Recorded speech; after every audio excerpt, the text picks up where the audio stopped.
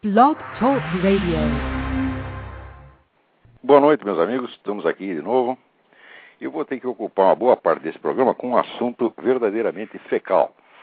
Eu descubro aqui na internet um abaixo-assinado de solidariedade a João Carlos Cury Quartim de Moraes, professor da Unicamp, porque ele foi mencionado de passagem em 3 artigos meus. E o pessoal ficou realmente indignado, está muito bravo. Então eu vou ler aqui um pedaço do manifesto, assinado por 200 idiotas, tá certo? Para vocês verem do que se trata e você vê a mentalidade dessa gente, que são, vamos dizer, são todos professores universitários. Vocês têm ideia do nível, tá certo, de honestidade intelectual desse pessoal que forma a mente da nossa juventude hoje.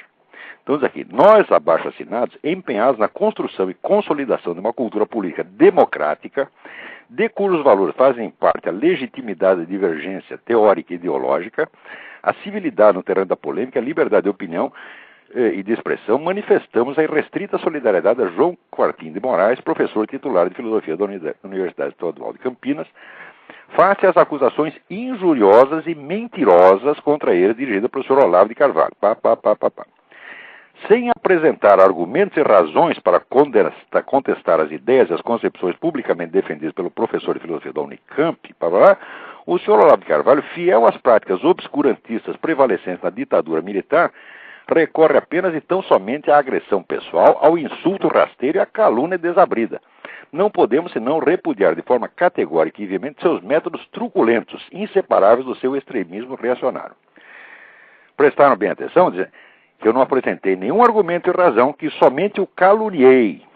Agora vamos ver o que eu escrevi. Agora eu vou ler aqui os trechos referentes dos meus artigos respectivos. Então vamos lá. Um dos mais respeitados luminares do esquerdismo nacional, João Carlos Quartim de Moraes, já avisou em entrevista ao site vermelho.org que, aspas, perante a memória histórica do povo brasileiro, cometeríamos a pior das infidelidades à memória de nossos mortos, se consentíssemos em pagar pelas boas relações com os militares de hoje o preço do esquecimento dos crimes cometidos pela ditadura. Fecha aspas. A mensagem é clara. Puxem o saco vermelho quanto queiram, os homens de farda continuarão sendo chamados de torturadores fascistas, servos do imperialismo e filhotes da ditadura. Note bem, estou apenas interpretando o que ele diz. Exatamente o que ele diz. Vocês têm que esquecer os nossos crimes. Aliás, já esqueceram e já anistiaram, mas os seus não serão esquecidos. Mais ainda, se você procurar aproximação com a esquerda, boas relações, não adianta. Quanto mais você procurar, mais eles vão te chamar de torturador, de fascista, e mais eles vão procurar te castigar, vão te marginalizar, acabar com sua vida até o último dos seus dias. Exatamente como hoje estão fazendo com o Coronel Lício, com o Brilhante Ustra e outros. Quer dizer, para quem feriu a esquerda, não há perdão jamais. É o que já Lenin chamava o longo braço da revolução. Pode passar o tempo que for, eles não serão esquecidos. Agora, tudo o que o pessoal da esquerda fez já está esquecido, já está anistiado, já está perdoado. Então, eu estou apenas interpretando o que esse sujeito diz. Muito bem. Daí eu comento aqui. Quartim, professor da Unicamp, é o pai espiritual e fundador do tal núcleo de estudos marxistas, ao qual não se pode negar o mérito de ter levado a sua universidade ao nível acadêmico de uma escolinha do MST. Quando eles fundaram esta porcaria, eu escrevi para a Unicamp propondo, olha, se vocês são tão democráticos assim, por que não fundam um núcleo de estudos antimarxistas? Já que os pensadores do século XX, Max Weber, Max Scheler, Edmund Husserl, Ortega y Gasset, Karl Jaspers, Eric Voegelin, Leo Strauss, os principais eram todos antimarxistas. Isso significa que a cultura do século XX é uma cultura eminentemente antimarxista. E o marxismo é apenas uma subcultura dentro do imenso panorama da cultura do século XX. Por que vocês destacam logo o marxismo? Tá certo? E criam um núcleo de estudos marxistas. Porque se eu propuser um núcleo de estudos antimarxistas, o que vocês fazem? Os caras me deram uma resposta evasiva, tá certo? E nunca mais falou disso. Muito bem. Daí eu digo, o professor Quartim é bastante espertinho, o que constitui no círculo marxista equivalente superior da inteligência humana. Ao afirmar que nos países, aspas, nos países sul-americanos submetidos ao terrorismo do Estado, só no Brasil os torturadores não somente permanecem totalmente impunes, mas também continuam a receber elogios, fecha aspas, ele teve o cuidado de se referir somente à América do Sul e não à América Latina em geral, o que o colocaria na dolorosa contingência de ter de abrir exceção para Cuba, recordista continental absoluta de torturadores e terroristas de Estado per capita. Todos eles, exceto os falecidos, ainda em seus postos e carregados de honrarias. O professor Quartinho é um exemplo de idoneidade intelectual das elites mandantes comunistas, sob cujas ordens e cusparadas alguns dos nossos militares estão ansiosos para servir. Olha, se isso aqui não é argumento, o que é então? Eu estou dizendo aqui, o sujeito diz que só no Brasil tem torturadores nos altos postos. Eu digo, em Cuba está cheio de torturadores nos altos postos. Quer dizer, estou respondendo a ele. O que ele tem a responder a isso? Nada. Então, como não tem nada para responder, como não tem argumento para responder, o que faz? Ajunta, tá certo, a curriola toda e diz, vamos intimidar o cara, vamos intimidar pelo número. Essa droga já tinha 200 assinaturas até ontem, hoje deve ter 300 já. Quer impressionar pelo número. E diz que a mim faltam argumentos. Ora, o que é isso, porra? Eu acabei de botar o argumento aqui, por respondam a isso, ô 200 filhos da puta! 200 canalhas! 200 mentirosos! 200 vigaristas! Respondam a isto! Eu estou mentindo? Será que o Brasil tem mais torturador e assassino político do que Cuba? Ora, em Cuba, o regime cubano matou 100 mil pessoas, porra! E a nossa ditadura matou 300 terroristas armados. Cuba matou não sei quantos mil civis desarmados. O que você tem a opor a isso? Muito bem. Daí, mais adiante, eu digo que a inflexibilidade do seu Quartinho de Moraes não me surpreende. Ele está especialmente qualificado para humilhar seus velhos inimigos, de vez que ele próprio matou um deles, mandante do assassinato do capitão americano Charles Chandler, alvo escolhido a esmo como símbolo do execrado imperialismo yankee. O orgulhoso professor da Unicamp sabe que, na falta de realizações intelectuais, o homicídio político é uma glória curricular mais que suficiente pelos atuais critérios do establishment universitário brasileiro. Muito bem. O seu Quartinho de Moraes está aqui, né? Ele dá uma entrevista ao jornal da Unicamp, onde ele diz, em primeiro lugar, ele confessa que jamais foi torturado. A tortura faz parte da minha experiência, embora nunca tenha sido vítima dela. Né? Isso faz parte da minha experiência, da minha vida pessoal, embora nunca tenha sido vítima dela. Então, como é que faz parte da experiência? Não me pegaram, mas colocaram retratos meus espalhados por todos os lugares. Tive a honra de estar naqueles cartazes que eles faziam e colocavam assassino, porque a esquerda matava os meganhas mesmo, atirava de verdade. É o sujeito falando com orgulho, a gente matava mesmo. Agora, no caso do capitão Chandler, o grupo político decidiu a morte do cara e este seu Quartinho de Moraes estava lá. Quer dizer, ele foi um dos que decidiram a morte do capitão, é o mandante do crime. Eu chamei de assassino porque você é assassino mesmo, Quartinho. Mandante de homicídio é homicida. Você foi condenado, julgado, sua sentença está transitada em julgado. Você foi anistiado depois, mas isso não elimina o seu crime, elimina apenas a punição. Você não pagou pelo seu crime, mas quer que os outros paguem. Ou seja, você tem que ser livrado. Todos os seus crimes não são crimes, são atos de generosidade, são atos de bondade. Né? Agora o cara aqui, a esquerda matava os meganhas mesmo, atirava de verdade. Olha o cara falando de boca cheia. Tá certo? Ora, porra! Né? Agora, dizer, contra a violência dos golpistas, dos torturadores, respondemos pela violência revolucionária. Mentira! Vocês começaram a fazer guerrilha já em 1963, antes do golpe. E depois vem com essa desculpa de que foi reação ao golpe. Foi nada. Agora, guerrilha orientada e financiada pelo governo de Cuba já vinha desde 63, e você sabe perfeitamente disto. E dizer que lutavam pela democracia é uma puta mentira. Você queria aqui implantar aqui um comunismo cubano, porque você é comunista, você é marxista, você sabe perfeitamente disto. Pare com essa hipocrisia de dizer que queria democracia. Olha, democracia. Todos os regimes comunistas se chamavam democracia populares. É o que você quer aí. Uma democracia popular com um paredão para você poder fuzilar bastante gente. Tá certo? Para fazer com os outros o que fez com o capitão Chandler. Tá certo? Agora que ele, que foi morto pela resistência, dava conferência para a direita no Mackenzie. Ora, que crime inominável. O capitão dava conferências para a direita, então tem que ser fuzilado mesmo. Isso é a cabeça desse Quartinho de Moraes. Agora, não só é assassino, como é um assassino covarde, porque ele matou o cara de tocaia e o sujeito foi morto na frente da mulher e do filho. E o cara não se arrepende. Ele acha bonito e não quer ser chamado de assassino. Pois eu digo, eu te chamei de assassino porque você é assassino. Mandante de homicídio é homicida. E o grupo decidiu, sentenciou e fez o que eles chamavam na época o justiçamento. Tá certo? E mais ainda, o cara só ficou 2 anos na cana, porque foi julgado em 77, 2 anos depois veio a anistia. Tá certo? Ele devia pegar 20 ou 30 anos de cana por isso. Pegou apenas 2 e ainda está reclamando. Tá certo?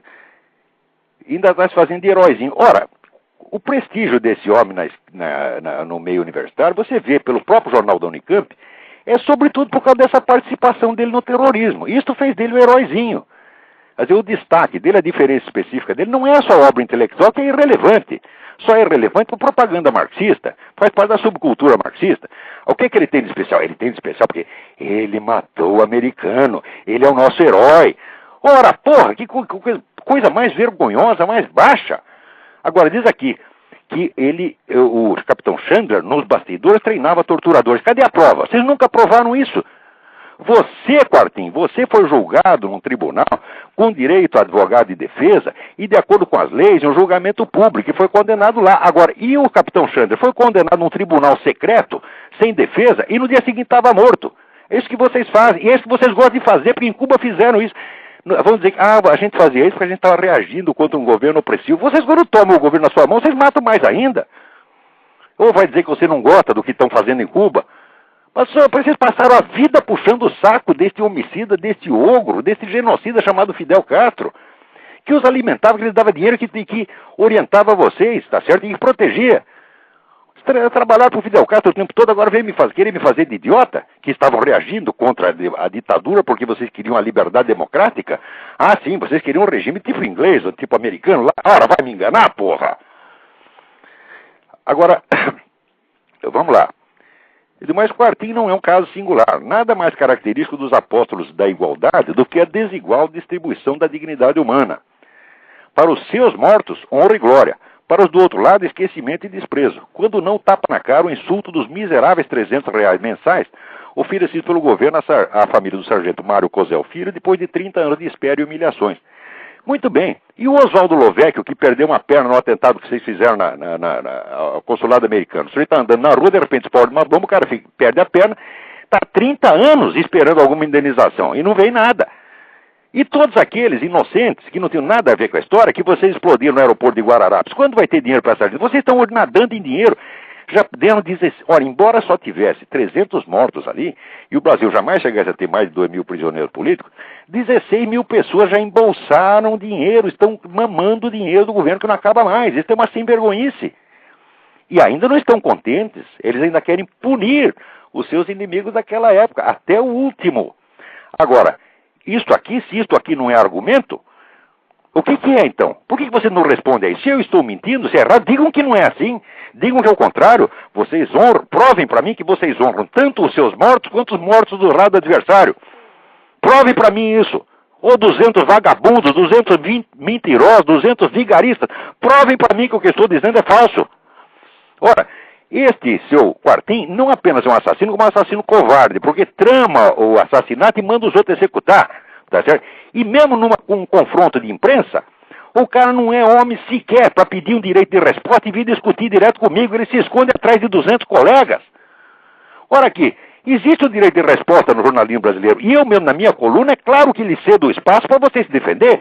Se eu estou mentindo a seu respeito, se você não foi mandante deste crime, tá certo? Então primeiro você tem que provar isso na justiça. Eu tenho todo o direito e até a obrigação, tá certo, de levar a sentença judicial que o condenou a sério, porque essa sentença jamais foi contestada judicialmente, tá certo? Se o condenar erroneamente, entre você com o processo contra os juízes, tá certo? Diga que eles mentiram contra você e daí você os põe na cadeia. E daí você vem dizer para mim que não é assassino. Por enquanto tu é assassino, sim.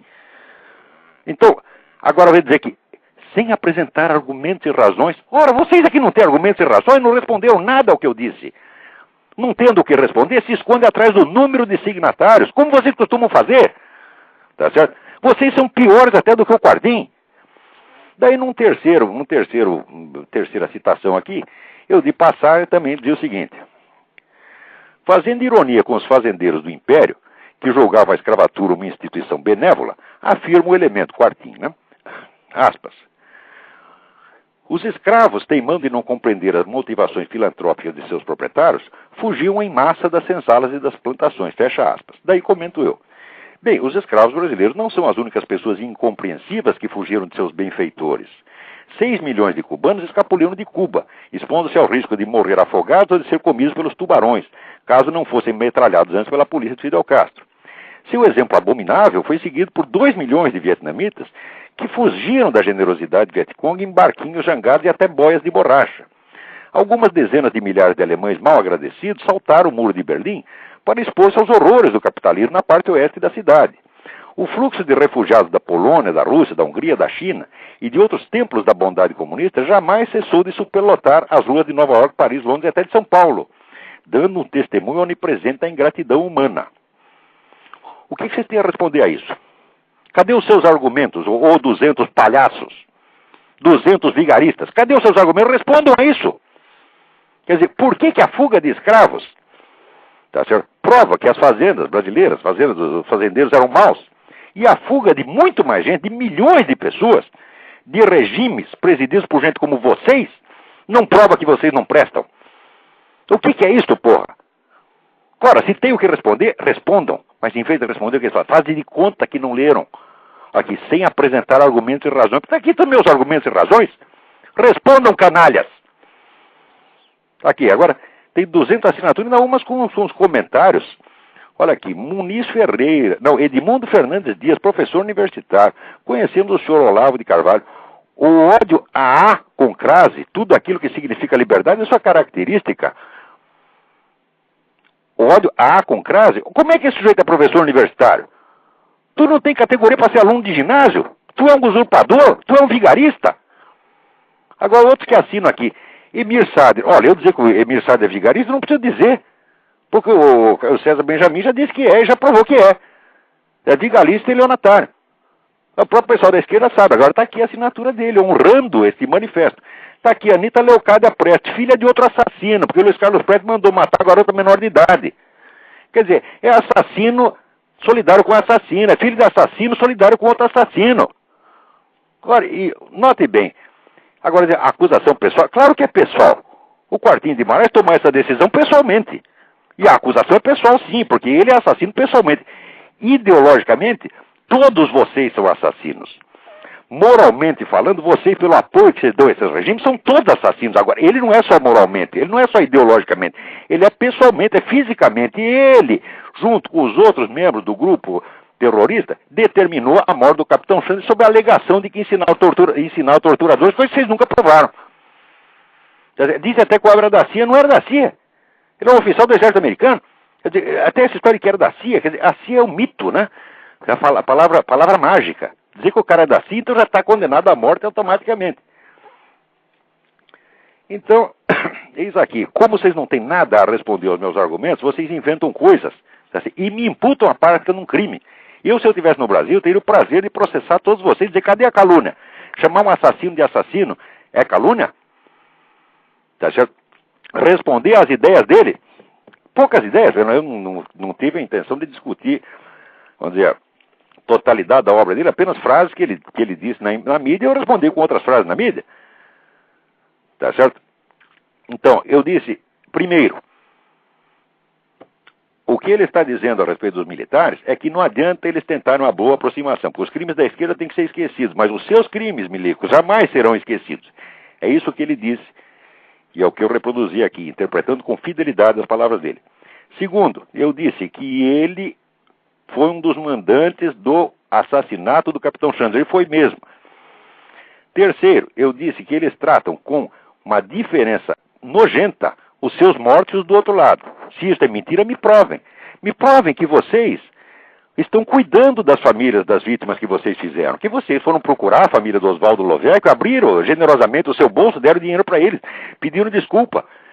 Tá certo? Eu sei o seguinte, é que o pai do sargento Mário Cosel, tá certo, ficou quase louco e morreu de depressão, esperando alguma reparação pela violência que fizeram com o filho dele. Vocês ligam para isso? Nada, vocês riem. Por quê? A esquerda matava os meganhas, atirava de verdade. Vocês gostam disso? O outro lado para vocês não é humano. Vocês sempre foram assim, porra. Vocês dão risada. Ora. E pensam que estão com vergonha de tomar tanto dinheiro do governo? Não! Eles estão felizes. E ainda dizer que os caras que assinam aqui, esse negócio de quartinho, venceremos. Vocês já estão vencendo, vocês vão vencer tudo, vão levar tudo, pegar toda a grana, vocês vão ficar com o país inteiro. A lei já está na sua mão, porra. Ainda estão querendo mais.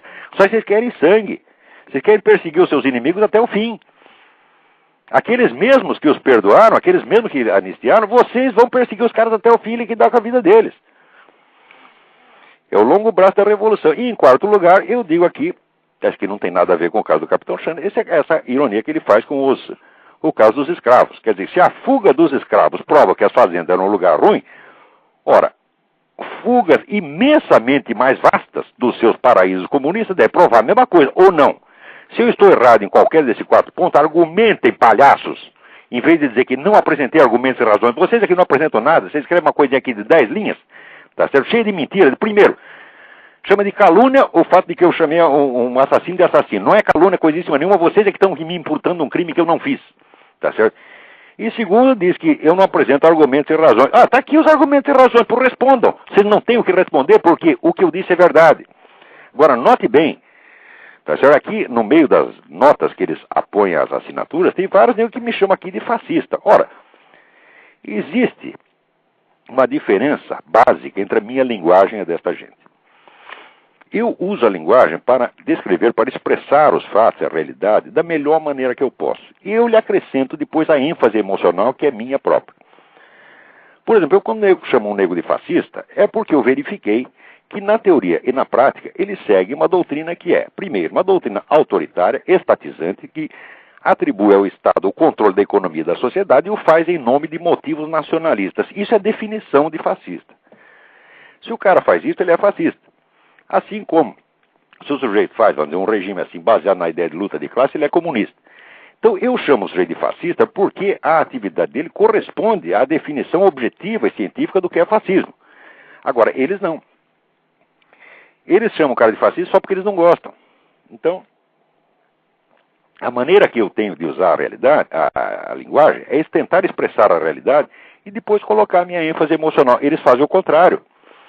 Eles colocam a ênfase emocional no lugar dos fatos, para criar uma realidade fictícia. Então criaram o Olavo de Carvalho fascista, que eu nunca defendi um regime fascista, nem diretamente, nem indiretamente. E mais ainda, dizer que eu sou restor da ditadura. Olha, eu estive contra a ditadura até o último dia dela. Até o último dia dela. Inclusive, eu tinha me afastado de qualquer atividade política. Eu voltei quando houve o caso da morte do Herzog. E fui lá ajudar a fazer o jornal do Sindicato Jornalista, que foi a primeira denúncia que a classe jornalística ofereceu do assassinato do Herzog. Fui eu que fiz aquilo, eu tenho o jornal aqui até hoje. Eu combati a ditadura até o seu último dia. Agora, por quê? Mais tarde, eu disse que a ditadura foi muito menos violenta do que o regime cubano, e isto basta, porque eu vi o filhote, retroativamente, o filhote da ditadura. Muitos desses filhos da puta já escreveram até que eu levava dinheiro da ditadura, que eu era um dos porta-vozes da ditadura. Agora, eles podem mentir o quanto queiram, e depois o caluniador sou eu, porque chamei o assassino de assassino. Agora, se você chama de filhote da ditadura, o nego que estava contra a ditadura até o último dia, tá certo? E que simplesmente tenta restabelecer a verdade histórica das comparações tempo depois, ora, o que vocês chamam de honestidade intelectual é o que eu chamo de vigarice. Quer dizer, vocês são todos usurpadores, ladrões, canalhas, tá certo? A sua presença numa universidade é uma vergonha, tá certo? Vergonha. A Universidade Brasileira já não presta mesmo. Né? Agora aqui, ó, Marcos Del Roio assina aqui contra qualquer forma de fascismo e de capitalismo. Ora, meu filho, o fascismo é contra o capitalismo. Ou você não sabe? Você não sabe o que é economia fascista, ô palhaço? Não sabe que a economia fascista é capitalismo controlado, é capitalismo de joelhos, como dizia Hitler? Tá certo? É exatamente, vamos dizer, o que o nosso Getúlio Vargas fazia no Brasil, e o Perón na Argentina, tá certo? Ora, você não sabe o que é fascismo? Quer dizer, fascismo e capitalismo? Ora, meu Deus do céu, eu sei o seguinte, eu sei que os porcos capitalistas, como Winston Churchill, foram os primeiros, tá certo? E únicos, na época, que iriam reagir contra o nazismo. Enquanto Stalin, tá certo, estava dando armas e dinheiro para os nazistas, ele colaborou com os nazistas até o fim, até o dia em que o Hitler atacou a Rússia. Ele era tão amigo dos nazistas que ele não acreditou no ataque. Ele levou 3 dias para acreditar que Hitler tinha se voltado contra ele, porque ele parecia inverossímil. Ou seja, o nazismo só conquistou força para atacar o restante da Europa graças à ajuda comunista. Aqui nos Estados Unidos, o Partido Comunista fazia greves nos portos para que os Estados Unidos não pudessem enviar armas para a Inglaterra sob ataque nazista. Enquanto isso, estava lá, os porcos capitalistas, Winston Churchill e os outros conservadores, tá certo? Na França, o general de Gaulle, dizendo, nós temos que reagir contra esse nazismo, nós temos que fazer alguma coisa. E vocês, comunistas, ajudando o cara a crescer e depois vem chamar os outros de nazista? Ora, vamos pra puta que os pariu, porra.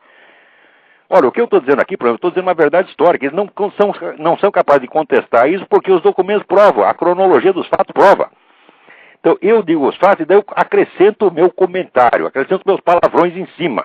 Mas eu não mudo a realidade a partir da minha ênfase emocional. Ao contrário, eu uso a ênfase emocional apenas para expressar o que eu sinto diante de fatos que estão objetivamente descritos. Agora, esses caras não. Eles têm raiva do negro, então carimba o fascismo na testa do sujeito que jamais foi fascista, jamais trabalhou para o fascismo. Quando vocês trabalharam no Brasil, o Partido Comunista trabalhou para o Getúlio Vargas, porra. O que é isso? O antigo PTB, o que era? Era um partido fascista, pô, partido estatista. Tá certo? Vocês trabalharam para isso. Vocês trabalham para o fascismo. Vocês usam qualquer coisa. Tá certo? E depois vem chamar a gente de fascista. Olha, o que é isso? Como é que gente assim pode ser professor universitário? Vocês não têm a menor ideia do que é história, do que é objetividade, do que é ciência. Não são capazes de discutir comigo. Desafio esses 200. Eu não posso discutir com 200 uma vez, mas um por um. Quer discutir? Vem discutir, desgraçado. Vem discutir o quartinho de moral. Mas você não é homem para isto. Você não é homem nem mesmo para usar o direito de resposta no Diário do Comércio e no Jornal do Brasil. Porque você não tem o que responder a isto. Você vai chegar lá e dizer, não matei o capitão Chandler nenhum, não foi eu que decidi, não fiz nada. Pois ele confessa aqui que participou, não só fez isso, como ele participou pessoalmente de outras ações armadas. Quer dizer, pode ter matado mais gente que ele não sabe. Tá certo? E, quer dizer, não é homem suficiente para isso, se esconde atrás de 200 ou 300 colegas, em vez de vir discutir cara a cara, tá certo? E ainda decide a morte do outro à distância e mata o negro na tocaia. O que eu digo? Não apenas assassino, como assassino covarde. Então estou desafiando você, Quartinho de Moraes, venha dizer, pegue essas coisas que eu escrevi contra você aqui e venha provar que eu estou errado. Venha provar que é o contrário. Você exigiu justo tratamento para os mortos dos dois lados. Me prove isso. Eu estou dizendo que você exigiu tratamento desigual. Você prove que exigiu tratamento igual.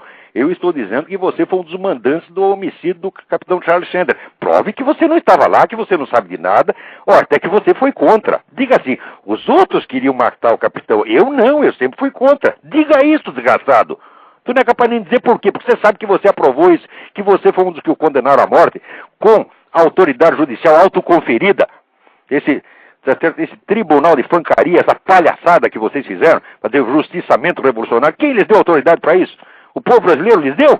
Foi vocês mesmo e Fidel Castro que lhes deu. Ora, vem aqui provar também, né, que os escravos brasileiros fugiam das fazendas, porque as fazendas eram ruins, mas que os milhões e milhões e milhões de pessoas que fogem do regime comunista fogem porque são todos milionários.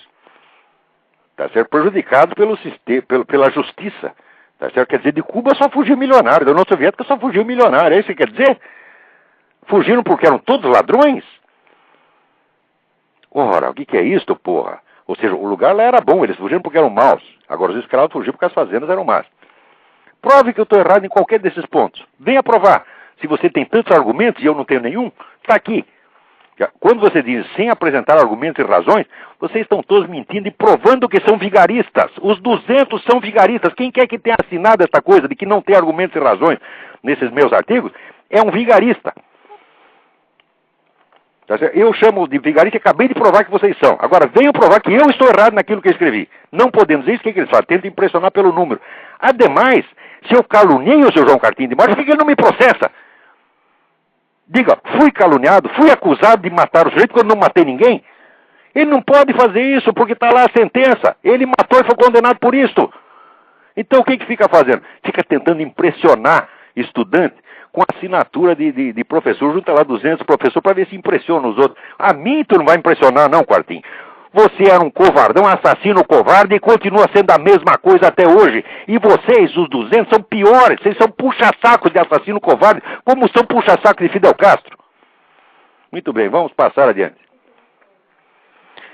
Tem alguém aí na linha para falar? Vamos lá. Alô? Alô, Olavo? Sim. Tudo bom? Eu estudo na Unicamp, tive o prazer de conhecer o Quartinho de Moraes e estou ligando para contar 2 episódios que aconteceram com ele. Ótimo. O primeiro foi o seguinte, eu conheci no Centro Acadêmico de Filosofia aqui da Unicamp Inclusive o resto do pessoal desdenha um pouco deles porque eles não são tão vermelhos quanto eles gostariam e chamam o curso deles de filosofia de engenharia metafísica. Porque eles não são tão vermelhos quanto eles gostariam que fossem. Mas o pessoal, então, da engenharia metafísica montou um evento sobre o 11 de setembro e chamou um professor para falar quando fez, acho que, 3 anos dos ataques às Torres Gêmeas. Esse professor não pôde ir e eles falaram, beleza, vamos ter que chamar o Quartinho de Moraes, e chamaram. E o Quartinho de Moraes foi lá e a fala dele foi a seguinte: eu vim aqui para falar do 11 de setembro. E o 11 de setembro que interessa é o 11 de setembro em que o Pinochet derrubou o Allende e voltou a falar da interferência norte-americana na América do Sul, do fascismo do Pinochet e outras coisas assim. E aí, para arrematar, ele falou que o ataque foi merecido e viva Bin Laden. Pois, mas é isso mesmo. Esse cara é apologista do terrorismo o tempo todo. Como é que ele não vai gostar do Bin Laden, porra? Ele é um antecessor do Bin Laden. Ele é um precursor do Bin Laden. O Bin Laden já devia estar de fraldas no tempo que ele estava lá matando o Capitão Chandra. O Bin Laden podia ter aprendido com esses caras, entendeu? Ele tem que gostar disso mesmo. Depois chamaram ele na rádio para falar sobre a rádio aqui em Campinas para falar sobre o dia D. A fala dele foi a seguinte, ele sempre foge do assunto. A fala dele foi a seguinte, que o dia D não serviu de nada e o que ganhou a Segunda Guerra foi o Grande Exército Vermelho de Stalin. Exatamente assim, Grande Exército Vermelho de Stalin. O Grande Exército Vermelho de Stalin foi inteiramente armado pelos Estados Unidos, tudo aquilo foi feito com dinheiro americano, que aquela indústria deles não aguentava nada. Aquilo não existia, o Exército Vermelho não existia, foi o americano que fez. Existe um livro muito interessante do Anthony Sutton que chama The Best Enemy Money Can Buy, o melhor inimigo que o dinheiro pode comprar. Toda a economia de guerra soviética foi só dinheiro americano, foi só ajuda americana antes da guerra e depois, durante a guerra e depois da guerra também. O que assim, enquanto para os outros fazia lá o plano Marshall, que o pessoal tinha que devolver de alguma maneira, porque emprestava o dinheiro deles, tinham que comprar de filme americano, mas no soviético o dinheiro era dado, para nunca mais ter que devolver, nunca mais foi devolvido. Graças a isso que Stalin pôde defender. Agora, como é que ele se defendeu? Botava na frente de batalha soldados sem arma, matou 20 milhões de russos. Quer dizer, ali na Rússia morreu 2 milhões de alemães e 20 milhões de russos. Porque eles usavam os próprios soldados como escudo humano. O nego desarmado ele botava na frente para morrer. Ou seja, ele desgraçou a sua própria população. Quer dizer, o glorioso exército vermelho, gloriosos soldados, comandados por filhos da puta, comandados por assassinos, comandado por genocida, faz genocida contra o seu próprio povo. Nem Hitler era capaz de fazer isso. Hitler não mandaria um soldado desarmado para frente de batalha para morrer. Ele não ia se esconder atrás de fileiras de soldados armados como fazia Stalin, como fazia os comunistas, que fazem isso até hoje. Eles adoram escudo humano, sobretudo se for mulher e criança. Essa é a pior gente que existe na face da Terra. E aí eu fui checar a produção dele, né? E ele tem aqui na Unicamp, né? Ele é professor MS6, que é a maior faixa salarial, né? O professor titular. É o salário maior. Eu fui checar, né? Ele é professor titular, ele deve ter uma produção boa. A produção dele é mais pista que a do Emir Sader. O Emir Sader ainda escreve umas biografias... Pois eu tô falando, ele tá lá, a fama dele é porque matou o americano.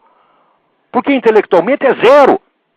Se tu tem alguma coisa para discutir, ô Quartinho de Moraes, venha discutir, que tu vai sair chorando no debate comigo. Vai fazer que nem o tal do Alaor Café lá na Faculdade de Direito. Eu provo que você é um merda intelectualmente, tá certo? E você sai de 4, você tá entendendo? Ora, que coisa. Quer dizer, é pior que o Emir Sader, então é? Não, o Emir Sader pelo menos ainda coordena a biografia de assassino. Isso nem isso ele faz. Ele vive das glórias passadas de ter matado um monte de gente. Mas é exatamente, está comprovando o que eu digo. Olha aí, o testemunho direto de quem te conhece, Quartinho de Moraes. Agora vocês, esses 200, vão assinar para defender esse lixo? Vocês não têm vergonha mesmo, é? Bom, continua com o programa, Olavo, vou desligar aqui. Muito obrigado pelo seu testemunho, obrigado. Então vamos lá. Agora aqui eu recebo uma notinha do Alexandre Rezende dizendo que no site www.ocontraponto.zip.net, em meu blog a notícia da prisão do Juan Abadia foi devidamente vinculada às Farc. Muito bem, Alexandre, é assim que faz, porque a mídia inteira escondeu. Sei que a mídia brasileira é puxa-saco, ela esconde tudo que é ruim para a esquerda, ela colabora com a esquerda, tudo quanto é lado, mas não chega a agradá-la totalmente. Quer dizer que 20 anos de ocultação do Foro de São Paulo, 20 anos de ocultação da matança de cristãos no mundo, do genocídio chinês, etc., não basta para contentar a esquerda. Então hoje eles dizem que o Globo, a Folha, é da direita, é até da extrema direita. Quer dizer, você pega a esquerda moderada, a esquerda pó de arroz, e transforma na única direita possível. E logo em seguida você a chama de extrema direita e de fascista e você já quer matar todos. A mentalidade deles é essa mesmo. Bom, aqui o Calvin Lee se pergunta, quando a ignorância se torna pecado? Falou, eu não sei, quer dizer, não me cabe dizer quando é pecado. Agora eu sei que a ignorância se torna uma bela sacanagem a partir do momento em que você ignora aquilo que você, pela sua posição e pelos seus atos públicos, você tem a obrigação de saber. Tá certo? Por exemplo, se eu estivesse aqui falando desse seu quartinho de Moraes, tá certo? Sem eu saber que ele for mandando o crime, eu estivesse inventando coisas, seria uma irresponsabilidade, seria um crime, sim. Né? Agora, discutir a coisa pelo lado teológico, né? Quer dizer, a diferença da burrice inocente e a burrice maliciosa, olha, a burrice maliciosa, em primeiro lugar, é voluntária. Quer dizer, ele não sabe aquilo que ele não quer saber. Porque se ele souber, ele vai ter que mudar de atitude. Uma vez o cara me pediu uma definição. Diz, você fica falando de honestidade intelectual, mas isso aí não é tão fácil. Eu digo, como não é tão fácil? É a coisa mais óbvia do mundo. E honestidade intelectual é você não fingir que sabe aquilo que você não sabe, e nem que você não sabe aquilo que você sabe perfeitamente bem. É só isto.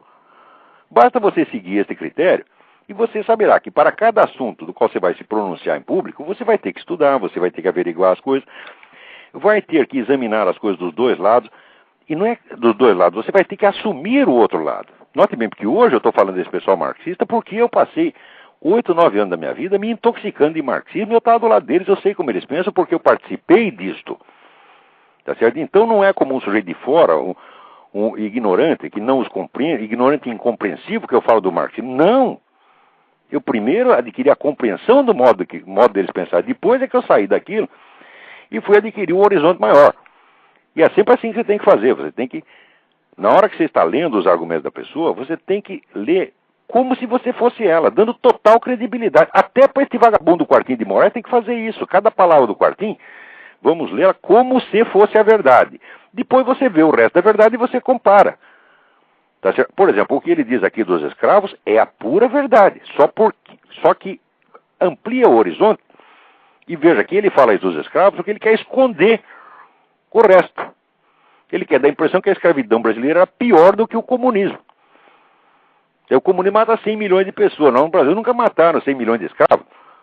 É porque você quer matar o escravo que está trabalhando para ele. Agora, na União Soviética podia matar porque estava sobrando mão de obra, porra. Os regimes comunistas viveram, e vivem até hoje, o da China vive até hoje de trabalho escravo. Só que sobra mão de obra. Você quer, na China, para cada chinês que tem um emprego, tem 40 na fila. Se você matar 39, ainda tem empregado para você. O português não tinha tanto escravo assim sobrando. Ele pagava o escravo, então ele não podia matar todos. Mas, ademais, o dono do escravo era responsável pela vida do escravo. Se ele matasse o escravo, ele ia para a cadeia. Houve casos famosos no tempo do Império, de senhores de escravos que foram parar na cadeia porque mataram seus escravos. Agora, o comunista, o líder comunista, o comissário do povo, pode matar quantos ele queira, porque é trabalho duplamente escravo. O senhor de escravos brasileiro jamais foi senhor da vida e da morte do escravo, foi senhor apenas do seu trabalho. Mas o comunista é senhor da vida e da morte dos seus escravos. E eles gostam disso, adoram. Adoram, quando eles vão falar de Cuba, eles até choram. Agora estão dizendo aqui, o Fidel Castro praticamente sumiu, não há sinais da presença dele. É provável que o homem já tenha morrido, tá certo? Desapareceu. Né? Porque diz que gay, quando mora, não mora, vira purpurina. Comunista vira peido, desaparece. Tá? Então, a essa altura, o Fidel Castro já virou peido. Tá? Vamos lá. Prezado Olavo de cá, aqui, Berto Luzzi. Não sei se o senhor já teve o desprazer de assistir ao programa do Jô às quartas-feiras, onde ele mais 4 mulheres jornalistas analisam a situação política brasileira. Não, eu não vi isso, não, mas eu imagino que seja pelas coisas que eu ouvi esse sujeito falar antigamente. Né? E um dia de passagem me mandaram aqui uma gravação dele entrevistando um bispo da igreja protestante, e ele indignado, dizendo que o homossexualismo não pode ser criticado de maneira alguma. O homossexualismo é incriticável, você não pode falar nada, não pode abrir a boca. É uma conduta sacrossanta. Então, eu mesmo nunca falei mal do homossexualismo, como nunca falei mal de nenhuma conduta sexual humana, por mais esdrúxula que seja, porque não é da minha conta. Mas já que tem que ter o direito de criticar. Se o sujeito acha aquilo feio, ele tem que poder falar, pô. Agora, para o seu Jô, isso é o escândalo dos escândalos. Vamos mais aqui. Gerson, de Brasília. Me pergunto, qual será o momento propício que Lula estaria aguardando para trazer oficialmente à sociedade as suas intenções? Porque a gente sabe que Lula e sua turminha praticamente já consideram o Estado brasileiro sob o regime comunista. Quer dizer, quando é que eles vão anunciar oficialmente? Talvez não anunciem nunca. Porque esse negócio de ser disfarçado, fazendo de conta que não está fazendo, é característico deles. Esse pessoal é tudo covarde mesmo, tá entendendo? Eles não são capazes nem de assumir. Você vai encher de bandeira vermelha para tudo quanto é lado, cartazes com Lenin, Stalin, Fidel Castro, né? E perguntar, é comunista? Não. Você vê o que a mídia brasileira, essa mídia porca, puxa-saco de comunista, faz com o Hugo Chávez. O Hugo Chávez eliminou a propriedade privada, eliminou o pátrio poder, que as crianças a partir dos 3 anos são propriedade do Estado, tá certo? E já declarou que ele é governante vitalício. Com tudo isso, o pessoal ainda não diz que o regime é comunista, ainda continua chamando de populista. Quer dizer, é o suprassumo da covardia intelectual. Você não tem cara de dar um nome para as coisas. Agora, se a própria mídia trata assim o Hugo Chávez, por que o Lula vai chegar lá e dizer sou comunista? Tá certo? Então está escrito na testa dele, sou comunista. Agora, o pior é que no Brasil o pessoal ainda acredita na escola que existe o comunista idealista, né? E existe o comunista aproveitador. Fala, não existe essa diferença. Não existe. Na perspectiva comunista isso não existe. O idealismo deles consiste em ser aproveitador. Quer dizer, você matar, roubar, tirar todo proveito. É obrigatório, faz parte da ética, pô. Leiam Lenin. Outra coisa, quando se refere à revolução do Chaves, usa a palavra revolução com aspas. Quer dizer, eles querem resguardar o prestígio da revolução. Como o Hugo Chávez pegou mal, tá certo? Então não pode dizer que ele está fazendo uma revolução. Ele está fazendo uma revolução, sim. Quer dizer, é um revolucionário típico, a típica revolução desde cima, como já pensada desde o tempo de Antônio Gramsci, é uma revolução como qualquer outra. Agora, eles não querem... Essa mídia que a esquerda chama de direitista, extremista de direita, ela não quer macular o mito da revolução. Peraí, tem gente na fila, vamos ver quem é. Alô? Alô? Boa noite, olá. Boa noite. Boa noite. Boa noite. Eu só queria fazer uma pergunta. Quem está falando? Meu nome é Fernando. Tudo bem? Eu queria fazer uma pergunta rapidinho sobre aquele assunto que saiu semana passada. Eu não estou... O programa desde o começo, eu não sei se você já comentou sobre isso. Que o SUS teria que pagar cirurgia para mudança de sexo. Olha, eu sugiro então o seguinte, o PT inteiro deve se prevalecer disso aí. Mudem todos de sexo já. O Lula, você já pensou? O Lula ficaria lindo. Já que é de graça mesmo, é dinheiro do Estado, somos nós os trouxas que estamos pagando. Então vamos lá. Olha, prestem bem atenção, eu não sou totalmente contra isso. Por quê? Porque eu já estudei esse negócio. Eu sei que para certas pessoas esse negócio porque eles chamam de disfunção, né? Disforia sexual, é um negócio gravíssimo. Os caras ficam loucos mesmo. Então tem que mudar o sexo dos caras, senão eles vão estourar os miolos. Então, para casos extremos, eu acho que tem até que ajudar os caras assim, porque eles não vão aguentar, vai ser uma desgraça, tá entendendo? Se você não fizer a cirurgia, ele mesmo vai cortar o próprio peru e vai morrer, você tá entendendo? Mas só para casos extremos. Agora, isso aí não, isso vai ser um festival, você tá entendendo?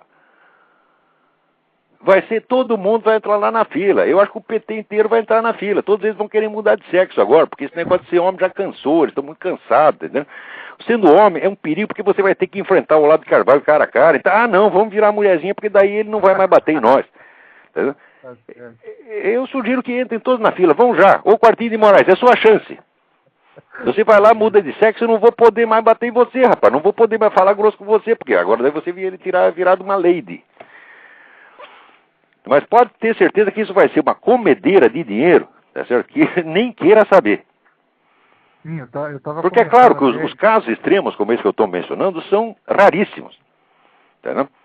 Eu estava começando até que daqui a pouco o SUS vai ter que pagar cirurgia para implante de silicone também, né? Claro, implante de silicone. Sim, na verdade inclui, porque se vai mudar o sexo, vai ter que fazer uns peitinhos de silicone. Agora o nego diz, mas se vocês estão pagando o conjunto, vocês pagam lá, né? A fabricação da vagina e mais os peitinhos, eu estou até pedindo menos, eu só quero os peitinhos. Então vocês têm que pagar também. Não é isso? E daí as mulheres vão dizer, mas se tá fazendo os peitinhos para os travecos, por que não vai fazer para mim também? E vão entrar lá e vai fazer peito de borracha, né, bunda de silicone e assim por diante. Até cérebro de silicone, como o do Lula, eles vão fazer. É uma pouca vergonha mesmo. Implante de cérebro pro Lula. Implante de cérebro, mas ali não adianta, rapaz. Qualquer cérebro que bote lá dentro vai estragar do mesmo jeito. É isso aí, ó. Então é isso, obrigado pela sua participação. Peraí, tem mais alguém na fila aí. Alô? Alô? Alô? Alô? Alô? Caiu a ligação. Enquanto isso, vou responder outro e-mail aqui. Rodrigo Fernandes me pergunta. Eu sou o que muitos chamam de empreendedor na internet. Iniciei uma empresa de tecnologia que tem tido relativo sucesso. O senhor sempre critica a falta de conhecimento dos empresários. Então eu te pergunto, qual o conhecimento fundamental que falta para os empresários brasileiros e onde encontrá-lo? Graças a Deus alguém fez a pergunta certa. Tem um nego aqui que está com boa intenção, o cara quer aprender. Olha só, Rodrigo, tu está doente. Brasileiro nunca quer aprender nada. O que tem você quer aprender? Né? Cuidado, os caras vão te internar. Né? Então é o seguinte, esta é a pergunta fundamental. Qual o conhecimento que nos falta? Você não imagina como você me deixa feliz com esta pergunta. Olha, em primeiro lugar, o empresário tem obrigação estrita de conhecer as bases morais, culturais e civilizacionais do capitalismo. O que foi que tornou culturalmente, socialmente, historicamente o capitalismo possível? Porque se o nego vive dessa atividade, se beneficia dela, e a família dele se beneficia dela, ele tem que saber os esforços que isto custou às gerações que o antecederam. Tá certo? Eu, por exemplo, sugiro os livros do historiador chamado Rodney Stark, historiador sociólogo americano chamado Rodney R-O-D-N-E-Y Stark, S-T-A-R-K. O Rodney Stark escreveu livros preciosos sobre isto. Tá certo? Também os livros do historiador Thomas Woods, W-O-O-D-S. Isso aí é só para começar. Tá certo? Então, essa é a primeira coisa.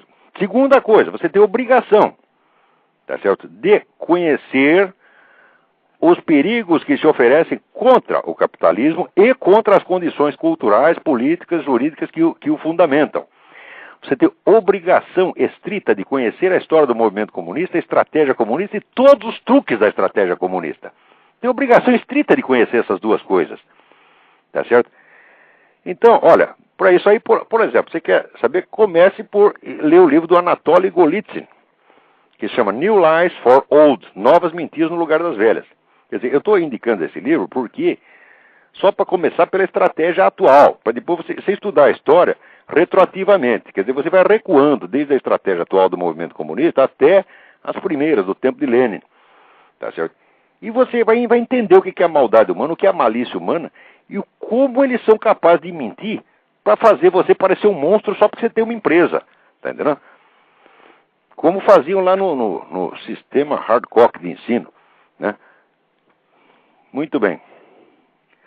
Agora aqui, isso aqui é uma notícia. Quer dizer, o pessoal sempre falando do imperialismo americano, essa coisa, né, e usando todo esse pessoal do Partido Democrata, Clinton, isso é como se fosse os grandes representantes do Partido do imperialismo americano.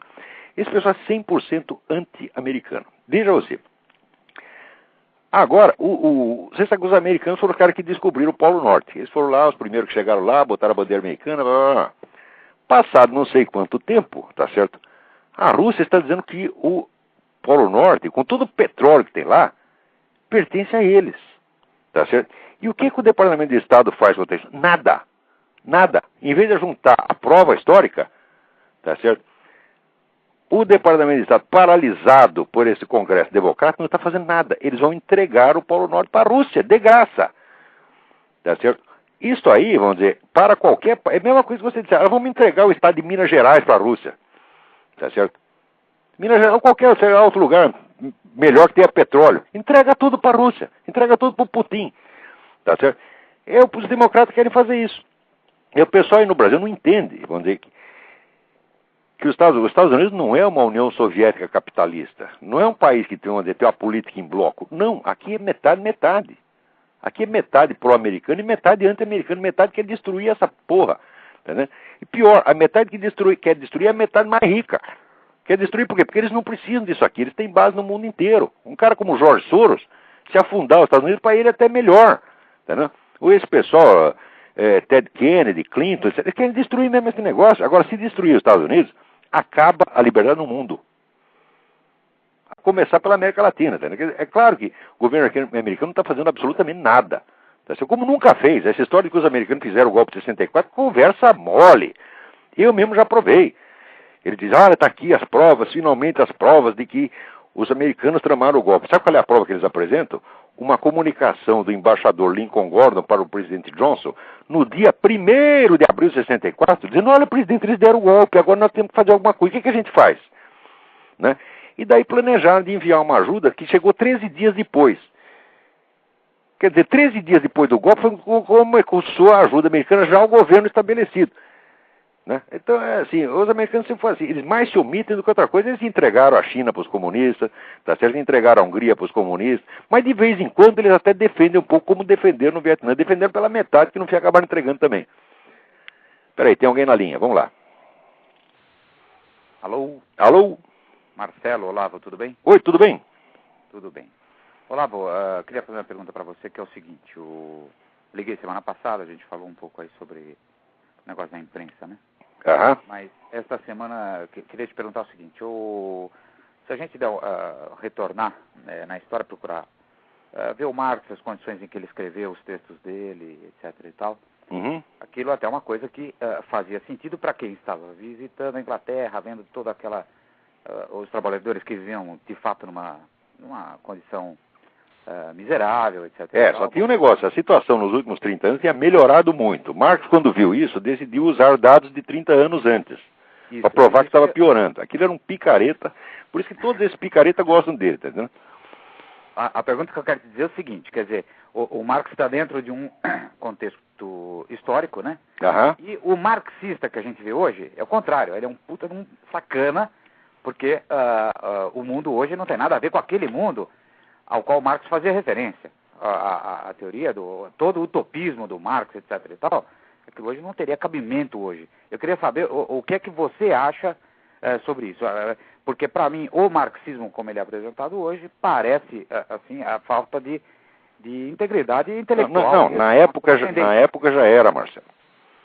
Porque Marx sabia que as coisas não eram do jeito que ele está dizendo, que a teoria da mais-valia dele é furada, que a situação do operariado na Inglaterra, que era o único país sobre o qual ele tinha dados, estava melhorando muito graças à legislação, que à medida que progride o capitalismo, progride a legislação também, é fatal que isso aconteça.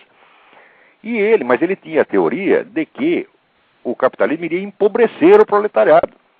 Como isso não estava acontecendo, o que ele fez? Ele inverteu os dados, ele botou os dados de antes, depois, os de depois, antes. Marx era um picareta vigarista mesmo. Marx não é um pensador, não é um filósofo, nada. Marx é um charlatão. Olha, eu levei anos para me acostumar com essa ideia, porque eu comecei minha vida lendo esse filho da puta, você tá entendendo? E fiquei embevecido com aquilo, né? Depois eu fui vendo que era furado, né? Comecei a achar desculpa, etc. Eu levei uns 20 anos para engolir essa ideia, tá entendendo? Porque eu sou uma besta quadrada também, devia ter percebido. O Eric Wegelin, ele conta nas memórias dele que ele, durante as férias ele leu o Capital e virou marxista. No semestre seguinte ele fez um curso de economia política, viu que aquele negócio de marxismo era tudo uma besteira e largou. Então ele levou uns 3, 4 meses para aprender. Eu, como sou a besta quadrada, levei 20 anos. Você está entendendo? Claro. Então por isso que eu estou avisando vocês. Não sigam o meu exemplo, percebam logo. Está entendendo? Não esperem. Olavo, e quem lê o Marx com Engels no manifesto já tem mais o insight de que aquilo é sacanagem do ponto de vista intelectual. Hoje, com toda a história do comunismo, com todos os 100 milhões de vítimas do comunismo, e com toda a imensa miséria que o comunismo produziu, porque ninguém conseguiu gerar miséria e fome como os regimes comunistas, com tudo isso, que ainda tem a cara de pau de ser comunista, pró-comunista, marxista, é porque não tem vergonha na cara mesmo, tem que levar tapa na cara, cuspido no olho, tá entendendo?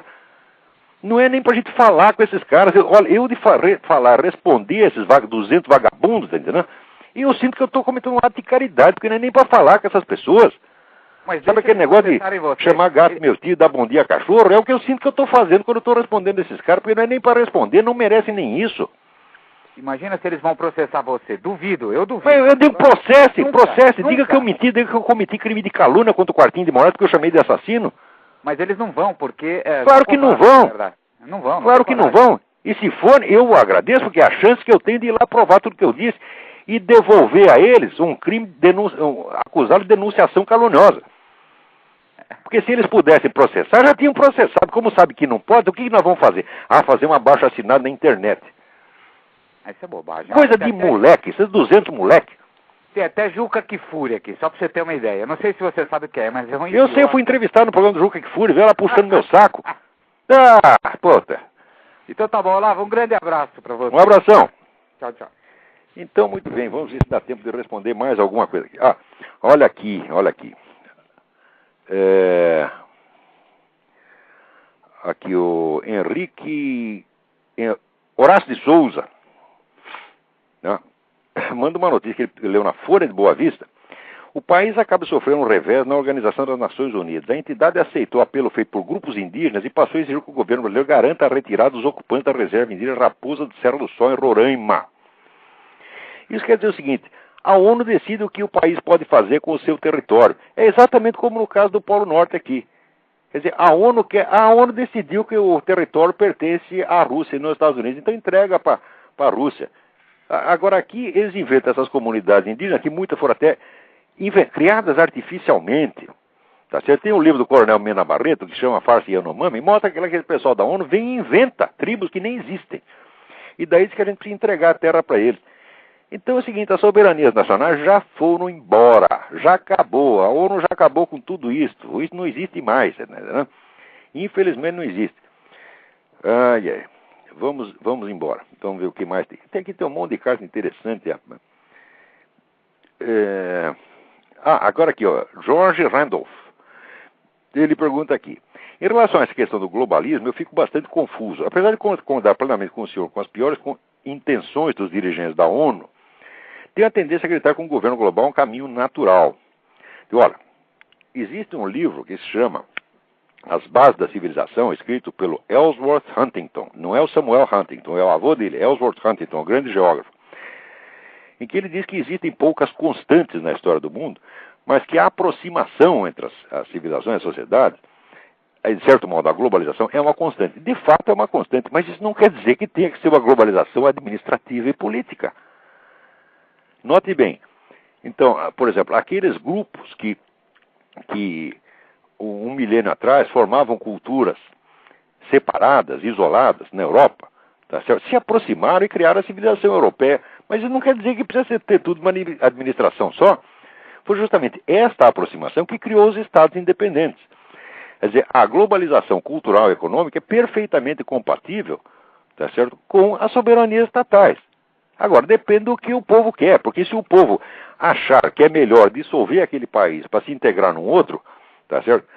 Como aconteceu, por exemplo, com o Havaí decidiu ser um Estado americano e se incorporou aos Estados Unidos e saiu ganhando. Agora, um outro país pode achar que não é vantagem. O povo tem o direito de escolher.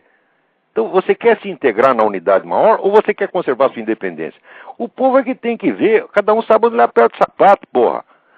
Então, se você quer se integrar no tal do governo global, muito bem. Agora, se não quer, continue independente, continuamos amigos. Isso que é o certo.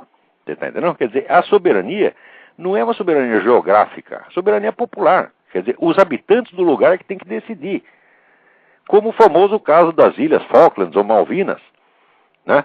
A Argentina diz, é meu, o inglês diz, é meu. Diz, bom, e quem mora lá? Eu sei o seguinte, quem mora lá, 100% queria ser o quê? O que você prefere, ser argentino ou inglês? Isso não se pergunta para um ser humano, você pode perguntar para macaco. O macaco pode ter uma hesitação. Não, macaco já sabe, pô. Agora, se perguntar para um jumento, ele espera aí que eu vou pensar. Tá certo? Agora, um ser humano, você pergunta, você quer ser argentino ou inglês? É 100%, eu quero ser inglês, porque eu não sou idiota, porra. Tá entendendo? Eu sendo inglês, eu tenho todos os direitos que a rainha me assegura, eu tenho um bom sistema de saúde, eu tenho a democracia, eu tenho a liberdade de imprensa, e na Argentina eu tenho ou comunista para me roubar e me explodir minha casa, ou tenho milico para me perseguir. Então não é vantagem, porra. Então o pessoal da ilha decidiu, nós somos tudo inglês, né? Ora, a mim não me deram essa chance. Pergunta assim, você quer ser inglês ou brasileiro? Ora, note bem, os ingleses, eles acham, você não imagina como eles têm dó de todas as pessoas do mundo que não tiveram a felicidade de nascer inglesas. Você fala, olha, existe ali, aquelas pessoas não são inglesas, o inglês quase chora. Você está entendendo? Por quê? Ele está acostumado a ser inglês, é bom. Agora, quer saber, isso está acabando. Porque agora, o pessoal da esquerda começou a tomar conta de lá, então proibiu a caça à raposa, proibiu mais não sei o quê, proibiu ter arma, proibiu, não pode mais fumar, não sei o quê. Resultado, um monte de gente está fugindo da Inglaterra. Talvez vão para a Argentina. Muito bem. Então, olha, o mundo está ficando uma bela droga, viu? Agora, os Estados Unidos, se perguntar se quer ser americano ou qualquer outra nacionalidade, olha, pergunta para esses milhões de imigrantes que fogem para cá. Esse milhão de brasileiros. Ah, americano é uma droga, blá, blá, blá. Tem um lugarzinho para mim aí? Não é assim que eles fazem? Ninguém é trouxa, porra. Agora, o outro aí diz que, né, falou que o Piauí não existe historicamente, quase mataram o cara. Quer dizer, você não pode mais dizer que uma certa região é historicamente insignificante, culturalmente insignificante, economicamente insignificante. Você não pode dizer mais a verdade. Eu me lembro que a antiga revista Realidade, que era feita só por comunista, publicou uma matéria uma vez com o título Visite o Piauí antes que acabe. Ninguém reclamou, porque os autores eram comunistas. Agora o sujeito aí inocentemente falou do Piauí e cai de pau, que é racismo, não sei o quê. Vem esse palhaço desse Cláudio Lembo. Então, olha bem o nome do cara, Lembo, né? O nome não é um nome, é um sistema de trabalho, né? Então vem esse cara e diz, isso é racista. Claro que não é racismo. Isso é uma simples analogia que o sujeito fez, referente a uma região subdesenvolvida. Ninguém quer que o Piauí seja desenvolvido, ninguém quer a desgraça do Piauí. Mas o fato é que é o seguinte, em 500 anos de história, aquela região foi desgraçada mesmo, acabaram com ela, tá entendendo? Então, pergunta pro nego aqui, você quer morar no Piauí ou quer morar em Nova York? Pergunta pro Cláudio Lembo. O que você escolhe? Ah, eu vou no Piauí porque eu sou cara patriota. Ora, porra, que palhaçada é esta? Então, olha, a hipocrisia está acabando com o ser humano. Mas pode dizer que nem tudo é hipócrita, que essa mensagem maravilhosa que eu recebi do Wellington Rossi Kramer. Ele tem uma empresa Tupi Fundições, em Joinville. E ele estava lá entrando na empresa, de repente um monte de gente na CUT ocuparam a fábrica e não deixava ele entrar. Né? Quer dizer, o sujeito vai lá para trabalhar, não pode. Aí, o que ele fez? Né? Disparei a queima-roupa, vai tomar no cu. E enfia esta merda de jornal no cu. O sujeito ficou indignado e, fingindo autocontrole, me desejou o mesmo. Logo comecei a tocar a buzina, seguido por outra pessoa que também chegava naquele momento. Resultado, furaram o bloqueio e foram trabalhar. Né?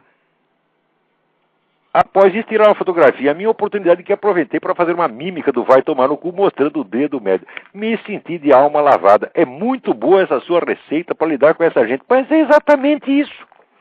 Eu digo, essa é a resposta universal. Quando não lhe ocorre uma resposta inteligente, que tem pessoas inteligentes, mas que não têm, às vezes, a presença de espírito, para inventar uma resposta na hora. Eu, graças a Deus, eu sempre tenho. Às vezes, sempre tem uma coisa mais inventiva do que vai tomar no cu. Você pode fazer uma variação. Mas a pessoa não tem essa velocidade, né? Então, se não lhe ocorre nada, diga logo, vai tomar no cu. E pronto, você sai de alma lavada. É a solução que está ao alcance de qualquer ser humano, tá certo? Não requer prática nem habilidade, tá certo? Isso aí, e faz muito bem para a alma. Então, o nosso tempo acabou. Até a semana que vem. Muito obrigado a todos. O nosso tempo acabou. Até a semana que vem. Muito obrigado a todos. O nosso tempo acabou. Até a semana que vem. Muito obrigado a todos. O nosso tempo acabou. Até a semana que vem. Muito obrigado a todos.